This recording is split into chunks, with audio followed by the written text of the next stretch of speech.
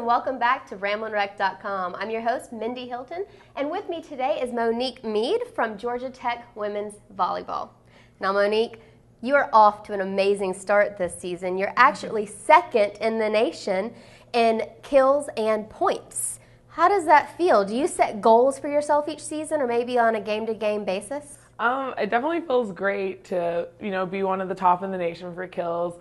But I wouldn't say that I set a goal to be leader in the nation in kills or anything like that. But I think game to game and every day in practice, you just have to keep working hard, and hopefully you can get some awards like this and be able to be top in the nation. It feels great. Yeah, and this past summer, you actually were training with the U.S. national team. Now, fans, over 200 athletes compete for a spot on this team each year. And Monique, this was your second year being a part of this team. What is that experience like? It feels great. I love being able to compete with some of the best athletes in the nation and some of the people that get to the Final Four and national championships in volleyball. And I think, it only helps me get better, and it makes me realize, how much people...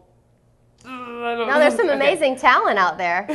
Yeah, and it's great being able to compete with the best and bring that back to Georgia Tech and see how some of my teammates, how good they really are compared to some of the leaders in the nation. Oh yeah, and you're one of them. Yeah. Well, I have another accomplishment to talk about. Huge congratulations for this. You recorded your 1,000th kill this season against Georgia in front of a sold-out crowd. That had to feel good. I didn't actually know it was my 1,000th kill till a couple hours afterwards through Twitter, but it definitely feels good, and being able to get that 1,000th kill is just a great feeling to have. Yeah, and you guys beat Georgia this year. That's actually your third year in a row beating Georgia. What's it like for that particular opponent to beat them? It's always a big rivalry to play Georgia, and to be able to beat them in 3, the past 2 years we have beaten them in 5 games. So much adrenaline, and it's always exciting. And this year to be able to beat them in 3 was definitely a great feeling, and you saw how we connected so well on the court. Well, we have another big matchup coming up this weekend. It's going to start Friday night against NC State. What are you guys planning? How are you guys working to build up for this weekend's matches?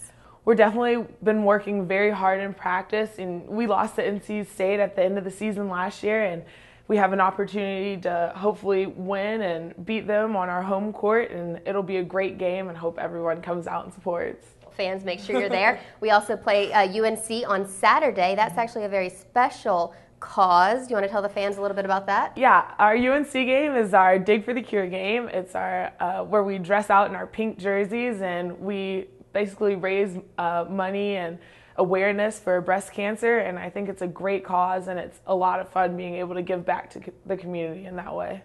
Well, fans, make sure you're there wearing pink.